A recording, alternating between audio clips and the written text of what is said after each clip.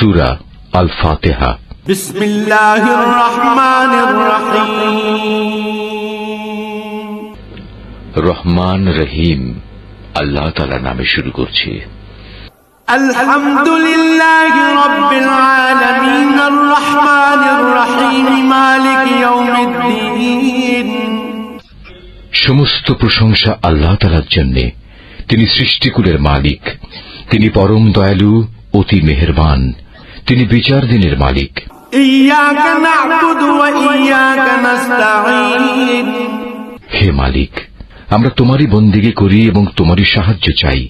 ইহদিনাস সিরাতাল মুস্তাকিম সিরাতাল্লাযীনা আন'আমতা আলাইহিম গায়রিল মাগদুবি আলাইহিম ওয়ালাদ-দাল্লিন।